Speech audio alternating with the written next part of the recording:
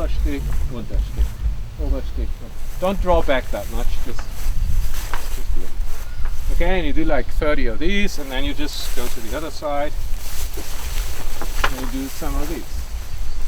And as you thrust, extend both hands forward, because the shield always moves with the sword as well. So you're actually thrusting with both.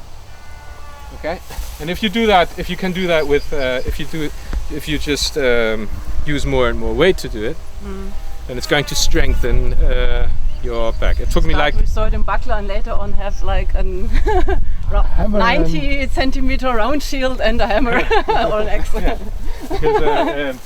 Because later on, this is exactly what you're going to do with your shield. Yeah, here you go.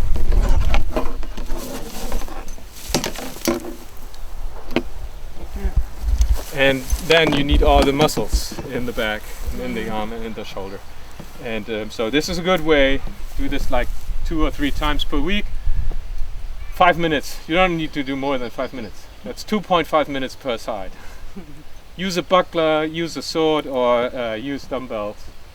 I think I use 7.5 kilos or so.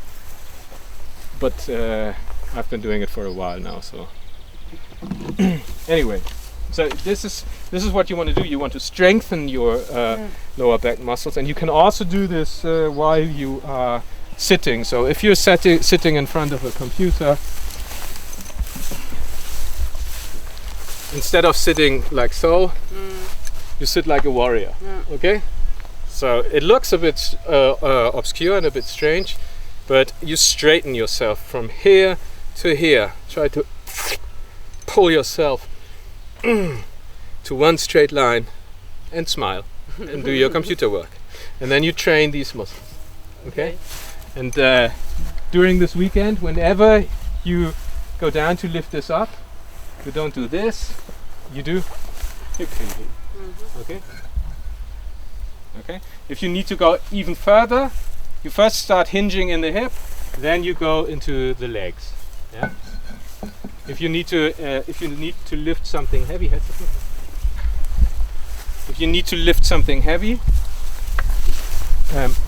you do hip hinging.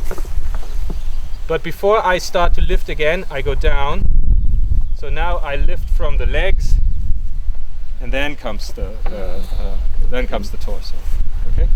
If you do it the other way around, that's the way to getting disc problems. You put it down again, same thing. Bend your legs, and then only at the very last moment you start to hinge. And whenever you go down, hinge. If you're shoveling snow, if you're raking hay, do hinging, like they do on the Bruegel paintings. Yeah?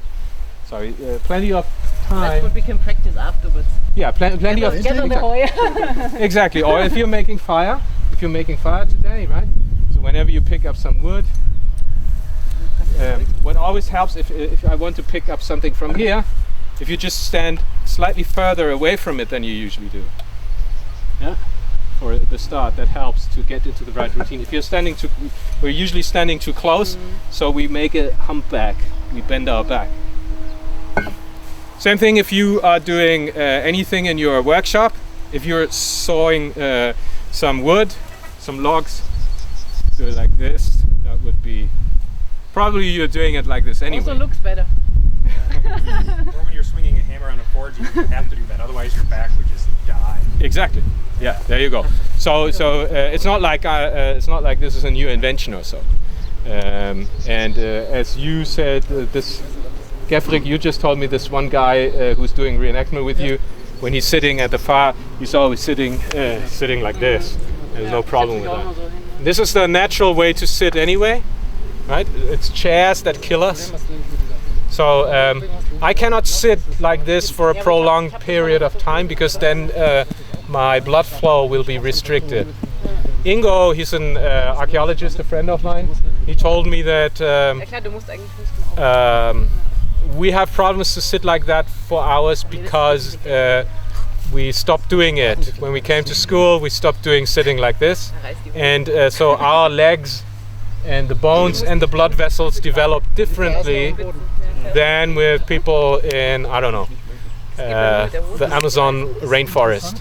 There's a particular part of the bone that is more bent with them, which would have been the same with us if we had kept on sitting like this. So for some people, when you feel the feet go numb, don't worry. It's because we cannot do much about it. But you can start. Sitting like this, and then just remember, feet have different lengths. For some people, it's easier to be on the balls of the feet. We are doing it because of our backs right now, because we want to make sure we learn hip hinging, so that our back folds forward, that we don't collapse, not using the core muscles, compressing our intestines. Ja, die Innereien werden platt gedrückt, hängen raus, ist voll scheiße. So all of this really helps. And another trick is for you, when you are sitting down. Old samurai trick. When you're sitting down, it's easier to keep a straight back when you pull one foot below your hip. Okay, this also helps to sit straight. Here, that's the typical modern Western civilization. Reenactor after midnight. I'm so longing to have a comfy chair. And this would be a straight posture. Either Looks foot. even much more like a warrior.